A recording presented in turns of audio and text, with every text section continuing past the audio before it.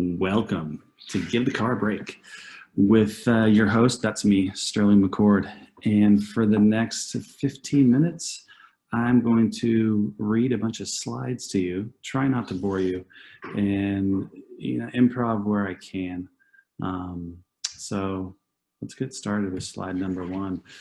This is a little bit about who we are and where we are. This, since 2008, been Electric Bike's mission to get people on bikes and out of their cars. More people on bikes more often. Since those early days, the industry has changed quite a bit, and options include mountain bike, road bike, gravel, cargo, touring, trekking, almost every category. Haven't seen the good BMX yet, but I know it's out there. So after offering conversions and custom builds, we are now limiting our offerings to high quality and serviceable brands that provide us with exceptional support so we can turn around and do the same thing for our customers. We also offer e-bike rentals and group rides, COVID permitting. Everyone meet e-bike. Here are some pretty rad images of e-bikes starting back from 2005 all the way to 2020. They go back all the way to the late 1800s. There's some early patents. But just to see what's happened in 15 years, from 65, 70 pounds up there in 2005 with a hub motor and a real simple sort of setup to an SL. Today, SL Votto there, which weighs about 30 pounds and probably could do 3 times the range of that bike from 2005. So they're coming right along, that's for sure. Slide 3, 4, e-bikes meet everyone. This slide makes me happy because I like to see all the people just out there riding a bike like it's no big deal. It's everybody. You can see them all. There's nothing like super unique or special about riding bikes. It's something for everyone. E-assist. I'm breaking it down a little bit here with these little slides here. So pedal assist, how do you make the motor turn on? Pedal assist or throttle. Bikes that have pedal assist with the torque sensing variety, they won't have a throttle at all. So to make those bikes go, you're going to pedal, and through some very magic of motor controllers and other the components there and sensors that are taking all things into consideration, you get to feel it is very, very natural, and it just feels like you, but like way supercharged. Other type is simpler to explain. It's like a motorcycle or a moped rather. You just twist a throttle and you go. So pedaling is optional on that type of bike. And then in most of the country, not Oregon exactly right now, but in most of the country, they're divided into 3 classes: class 1, class 2, and class 3, with more restrictions being placed on the class 2 or class 3 bikes than are placed on class 1 bikes. But class 1 and class 2 let the bike go 20 miles per hour and the motor stops assisting. Class 3 is the fastest there, so it takes the rider all the way up to 28 miles per hour, which is, maybe not for some. That's a question that we kind of ask as we're going through the process. But for others that are used to being at that speed on a bike and will be in traffic, that's helpful. Next slide is looking like the battery and the motor, some of those major components to making it an e-bike. So batteries are generally talked about a lot with like a lot of measurements around them, but to distill it and make it simple and best to understand, speaking in terms of watt hours, is a very simple way to compare the capacity of batteries regardless of their voltage. And that's what we're thinking about when we're thinking about the power of the battery, is how far can it take me until I need to recharge it. And that's what watt hours do. So from 250 to 700 watt hours is kind of the range for single batteries right now. Some bikes have dual batteries and have up to 1125 watt hours with some of those systems. And then the motor, you know, another big component. You're generally going to see it in the hub or in the middle. The middle is going to take, you know, advantage of the gears. So it gets to leverage that power that it's delivering through, you know, 10 or 11 speeds in the back of the bike. And that mechanical advantage right there is, it's dramatic. It's the most noticeable advantage of having a mid-drive.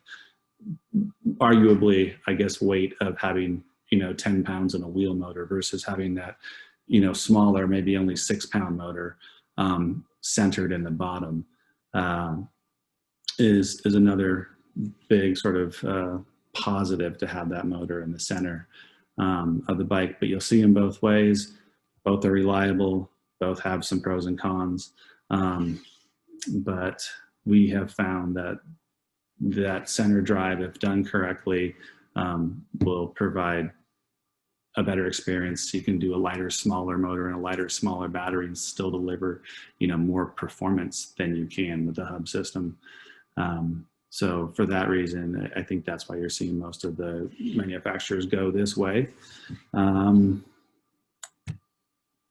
then the e-bike categories, cargo, we're going to talk the most about cargo bikes. But, you know, there's bikes that are commuters and cruisers, and we kind of talked about this earlier, but it's important just to note that you can, there's a bike for you. There's a bike that'll fit you, that has a low enough step for you, that has, you know, enough of a macho vibe for you, or even a size. You know, lots of bikes, not lots, but more than there used to be, now have, you know, XL sizing, double XL sizing, and extra small sizing.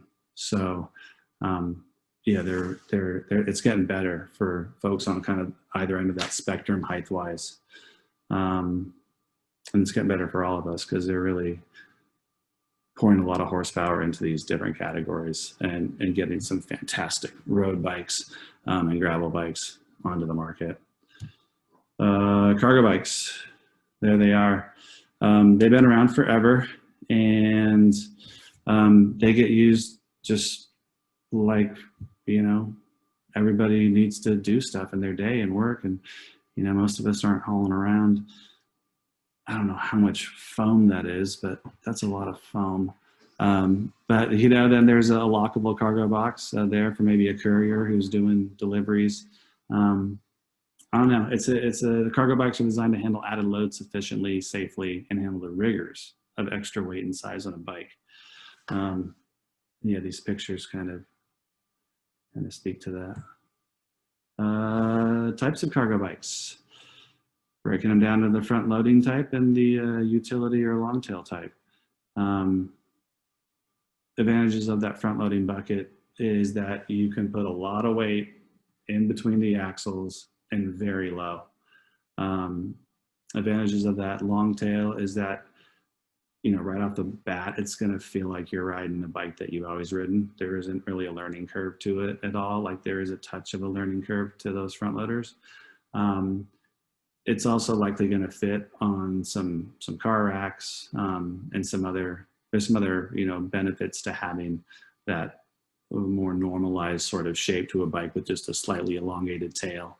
And they're really just as capable for many, you know, intended uses. So both, you need both. You need both in your garage. That's the reality. So the e-assist has opened up cargo biking to more possibilities. Yeah, it has. All those things. Hills aren't really an issue. You can take a less trafficked route, you know, that's maybe longer and has hills. If you have a cargo bike, an e-cargo bike, distance isn't really so much of an issue, you know. Yeah, you got to choose a level of assist that that you want to receive from the bike. So you don't have to strain or be exhausted. Or if you like, you know, this crew here riding that Urban Arrow 3-up, if he wants to turn that assist down to eco or maybe even off, he can get a workout in super fast. They can be used for business. There's no auto insurance. There's no gas. Parking's VIP, and you're going to experience more happiness because those are not paid actors on that bike. Those are real people with real smiles. Local businesses, these guys are smiling a bunch too. They're having a good time. They're at work. They're literally getting paid to ride their bikes. I think that makes some of them pro. For sure, their names are up there. Their business names are up there. Just great people, having fun, doing something that's productive, running their businesses, and giving the car a break. Customize with accessories. Yeah, cargo bikes, they're, all bikes really benefit from accessories. I'm sure of that. And the accessories for cargo bikes are unique. Oftentimes they're about carrying little people, which is kind of rad to see how some of those problems have been solved. And then the cargo too, and just how well you can integrate, those accessories onto a bike has been fun to watch, and is definitely something that is a lot of creative energy and just smart, simple engineering energy is put into, and we get to see the results of that every day at the shop and share it with people. E-bike and cargo bike. So yeah, some of the attributes there I can see. Bike riding for all abilities. It is an equalizer. To have a battery assist lets people of different abilities ride the same route, kind of at the same pace, end up at the destination at the same time. Yet one of those people is likely not going to be exerting themselves as hard physically as maybe some of the others in the group, or vice versa. So commute and recreation bikes, group rides for all abilities. You can ditch the shuttle, you can just ditch the whole thing and just ride your bike to the trail. Don't worry about the shuttle. Just send it up the road, put it in high power, and kind of take a break and a little bit of a rest, and get to the top again, and just be nicely warm, and have a great time and do some more laps. A lot of them can be folded and they're compact, or they're meshing with other transportation tools that we have and that people use, buses, and things like that I'm not as familiar with living here in the middle of Oregon, but I know it's happening. How to choose? Yeah, how will you use it? That's back to that previous slide. I think I skipped that. Yeah, so this is the question that we start with, trying to listen to and then understand the customer better, so that we can, narrow the focus. It can be a little overwhelming, all these different categories. So thinking about how you're going to use it, and just kind of imagining what that bike may look like, what attributes it may have, what things it wouldn't need to have, will help you just start taking that first step towards test ride, which is, that's the key one right there. That test riding and comparing is, the bike's going to tell you it's going to be there or it's not going to be there. And there's no amount of specs or anything else that's going to change it. Like you have to get on it and ride the bike.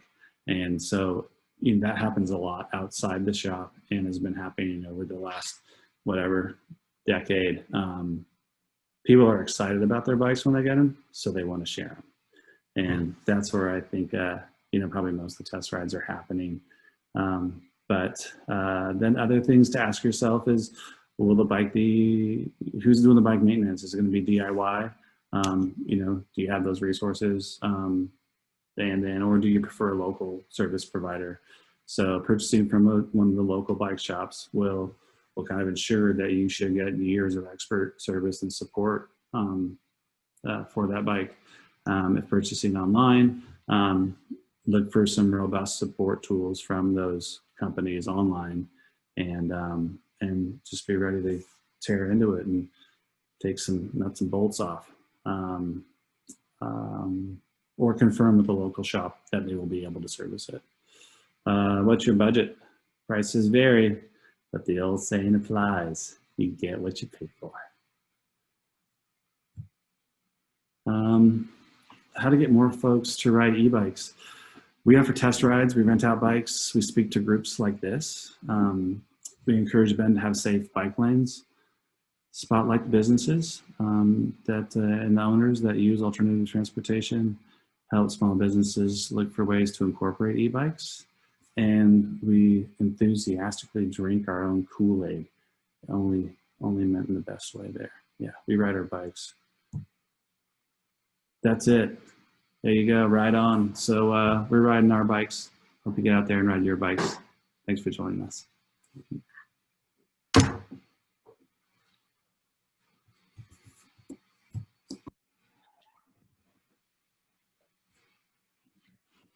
How's that?